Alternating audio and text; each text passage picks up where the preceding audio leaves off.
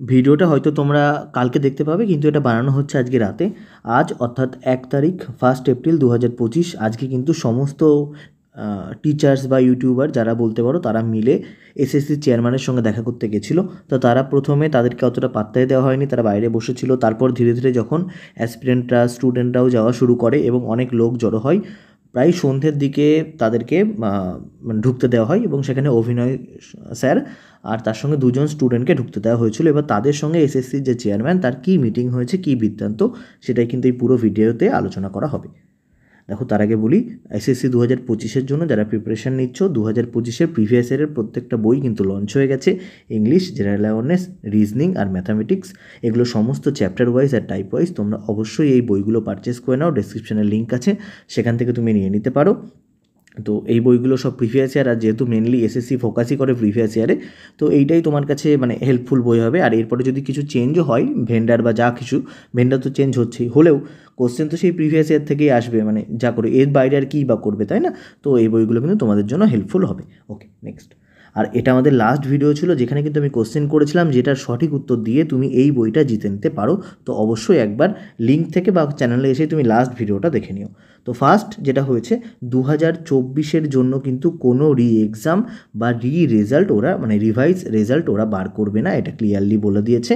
যদি আমাদের কোনো ডিসঅ্যাগ্রি থাকে তাহলে কোর্টে যেতে বলেছে, এবং কোর্ট দিয়েই বলেছে যেটা বেশি ফাস্ট হবে আমাদের তরফ থেকে, মানে কোর্ট কিছু বললে তবেই করা হবে। হ্যাঁ, তবে এসএসসি চেয়ারম্যান কিন্তু মেনেছে যে আমাদের তরফ থেকে ভুল হয়েছে। কিন্তু আমি যেটা বলেছিলাম যে কি ব্যাপারটা, যেটা ভুল হয়েছে, কিন্তু যে জিনিসগুলো, সমস্ত জিনিসগুলো তো ঠিক, মানে একটা বকা খাওয়া হতে পারে, কিন্তু চেঞ্জ হওয়ার চান্স খুবই কম। তাও লড়ছে যখন, তো লড়ে আমাদের যেতেই হবে, যেন সামনের পরীক্ষাতে ভুল না হয়। মেন মোটিভটাই এটা ছিল যে ওখানে 2024-এর একজন বলছিল যে আমাদের গেছে তো গেছে, কিন্তু সামনে থেকে যেন ভুল না হয়, এই জিনিসটা আমাদের মাথায় রাখতে হবে। প্রিফারেন্স অ্যান্ড ডিভি প্রসেস, এটাতে ক্লিয়ারলি বলে দিয়েছে ডিভি কিন্তু ডিপার্টমেন্টই করাবে, কারণ মিনিস্ট্রি থেকে চাইছে এসএসসি ডিভি না করাক, এসএসসি শুধুমাত্র কোশ্চেন বানাক, এটা তোমার ডিপার্টমেন্টই করাবে। তো এই জিনিসের চেঞ্জ আসবে না। Okay, next. Extra attempt for eligible candidate, দেখা গেছে অনেকে 340, অনেকে 333 এই রকম পেয়েও কিন্তু চান্স পায়নি। তো এখানে এসএসসির তরফ থেকে বলা হয়েছে যে যারা 335 কাট অফ এর থেকেও মার্কসে বেশি পেয়েও চাকরি পায়নি, এবং যাদের লাস্ট অ্যাটেম্প্ট, এদেরকে কিন্তু আরও একটা এক্সট্রা অ্যাটেম্প্ট দেওয়ার সুযোগ করে দেবে এসএসসি, যদিও সেই ডিসিশনটা কিন্তু হায়ার অথরিটি যেটা, তার সঙ্গে ডিসিশনে পেন্ডিং। তারপর এইটা তোমাদের জন্য বলতে পারো খুশির খবর। যাই হোক, টিসিএস আর এক্সাম করাবে না, শেষ। যেখানে মানে স্যার তো নিজেই বলেছিলেন যে এত ভুল কোশ্চেন কেন, সেখানে এসএসসির চেয়ারম্যান কিন্তু নিজেই মেনে নিয়েছে যে এসএসসি জেইতে 16টা কোশ্চেন ভুল ছিল 100টার মধ্যে। তো এইটা কিন্তু তারা নিজেই মেনে নিয়েছে। ওকে, নেক্সট দেখো, এটা আমাদের টেলিগ্রাম চ্যানেল, আর এটা আমাদের টেলিগ্রাম গ্রুপ। এই দুটো তুমি অবশ্যই জয়েন করে নাও, কারণ এখানে চাকরি সংক্রান্ত সমস্ত আপডেট, এই যে সমস্ত তো ভিডিও বানানো সম্ভব হয় না, কিন্তু এইখানে পরপর কিন্তু সব দেওয়া হয়।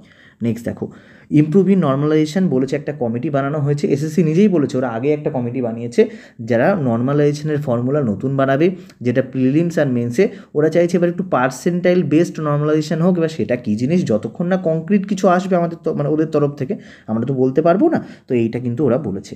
আর কি বলছে, পেপার ডিফিকাল্টি লেভেল, হ্যাঁ ওরা বলেছে এটা আমাদের খুবই বাজে ব্যাপার যে আমরা পেপার ডিফিকাল্টি লেভেল আলাদা করতে পারছি না, সব পরীক্ষাতে একই লেভেল হচ্ছে। তো এটাও আমরা চেঞ্জ করার মানে করবো। দেখো, এর আগে কী হয়, এর আগে কিন্তু কোনো চেয়ারম্যান দেখাই করতো না, সেখানে এই চেয়ারম্যান কিন্তু দেখা করেছে এবং যথেষ্ট ভালোভাবে কথা বলেছে। যেখানে 5-7 মিনিটের জন্য দেখা করতে দিয়েছিল, সেখানে তাদের সঙ্গে 1-1.5 ঘন্টা ধরে মিটিং করেছে এবং বলেছে আমাদের দরজা কিন্তু আপনাদের জন্য সবসময় খোলা, আপনার এসে মানে আপনি যে রিফর্মস দরকার সেগুলো বলতে পারেন। আর অ্যাপ্লিকেশন ফিস বলেছে বাড়িয়ে দেওয়া, তার কারণ 30-35 লাখ ছেলেমেয়েরা ফর্ম ফিল আপ করে দেয়, এতজন পরীক্ষাও দিতে যায় না, তোমরাও যেন 18 লাখ পরীক্ষা দিতে যাই, তার মধ্যে সিরিয়াসই হয় 2-3 লাখ। তো যদি ফর্ম ফিসটা একটু বেশি হয়, খুব বেশি না, ব্যাংকের মতো বেশি না, তাহলে যেটা হবে মানে কম্পিটিশানটা একটু কমবে। পসিবল ডিলে ইন 2025 নোটিফিকেশান, এটা বলেছে যে যদি নোটিফিকেশান বার করে দেয় তখন তো বলবে আমাদের রিফর্মস করা যাবে না, তাই চাওয়া হয়েছে যে যেন নোটিফিকেশানটা দেরিতে আসুক, কিন্তু রিফর্ম আসার পর নোটিফিকেশান আসুক। এই জিনিসটা কিন্তু হতে পারে যে পরীক্ষা পিছিয়ে যেতে পারে, পিছিয়ে যাক, ওই যে বলো না যে দেরি হলেও ভালো হোক, এটাই যেন হয়, যে দের হোক বা দুরুস্থ হোক। তো এই জিনিসটাই কিন্তু আমাদের চাই। আরও মেন্স এরপর থেকে একটা শিফটে হবে বলে দিয়েছে, এরপর থেকে মেন্স আর 2টো শিফটে প্রায় হবে না, এই চান্স এসএসসির তরফ থেকে জানানো হয়েছে। এই যে মাউস আর কিবোর্ডের ইস্যু, এক্সাম সেন্টারে ওরা ফোকাস করবে বলেছে, যে এক্সাম সেন্টার থেকে প্রচুর এরকম গ্রিভিয়েন্স আসছে তাদের কাছে। Very less chances of waiting list বলেছে। ওয়েটিং লিস্ট হয়তো আসবে না, তার কারণ ওই যে 2400 জিবি 4600 জিবি নিয়ে একটা সমস্যা আছে। তো এমটিএসের ওয়েটিং লিস্টটা বলা হয়েছিল যে এটা তো সব একই জিবি, এটার ওয়েটিং লিস্টটা আনুক। তো সেটাতেও তারা বলেছে যে হায়ার অথরিটিসের পারমিশন ছাড়া এটা আনা সম্ভব না, তাদের সঙ্গে আলোচনা করা হবে। আর এই জিনিসটা খুব ভালো, যেটা বলা হয়েছে যে এর পরের বার থেকে চেষ্টা করা হবে যে পোস্ট প্রিফারেন্সের 7 দিন আগে ফাইনাল অ্যান্সার কি যেন চলে আসে। তো এইবার যেটা কথা সেটা হচ্ছে সমস্তগুলো কিন্তু ভার্বাল প্রমিস, কোনোটা রিটেন দেওয়া হয়নি। তারাও রিটেন চেয়েছিলেন টিচাররা, কিন্তু এসএসসি চেয়ারম্যানও বুঝেছে কেন তিনি রিটেন দিতে পারবেন না। তো এইবার উনি যেটা বলেছেন যে 10 দিনের মধ্যে আবার একবার মিটিং করুন আমাদের সঙ্গে।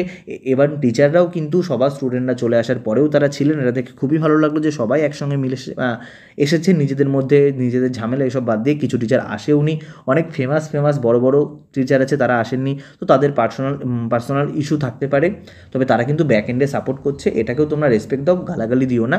মানে গালাগালি মানে কি ওখানে গিয়ে তুমি কমেন্ট করে আছো আপনি কেন এলেন না, এই জন্য এটা করো না, ঠিক আছে? তুমি পোলাইট থাকবে সবসময়। তো তাদের কোনো পার্সোনাল ইস্যু থাকতে পারে, কিন্তু এটা দেখো না তারা চ্যানেলে তো সেটাকে সাপোর্ট করছে, তো সাপোর্ট করছে মানে তারাও কিন্তু তোমাদের সঙ্গেই আছে।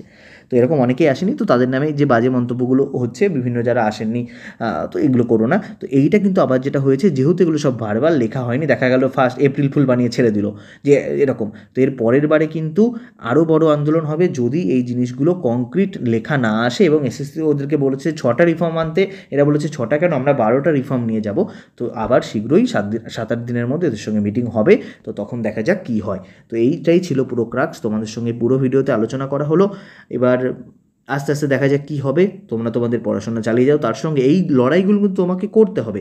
এই যে টুইটটা তুমি করলে, এতজন লোকের কাছে পৌঁছালো, নিউজ মিডিয়াতে রিপোর্ট হবে, তাহলে কী হবে, তাদের উপর একটা প্রেশার আসে যে কী হচ্ছে। তুমি যদি ভাবো ও বাকি কেউ তো করেই যাবে, তোমারটা কিন্তু কেউ করবে না, তোমারটা তোমাকেই লড়ে যেতে হবে। তো এই জিনিসটা তোমাকে করতে হবে, তোমাকে এই ক্যাম্পেইনগুলোতে কিন্তু পার্টিসিপেট করতে হবে। ওকে, চলো আজকের ভিডিও থাকছে এই অবধি, আবার দেখো নতুন ভিডিওতে, বাই।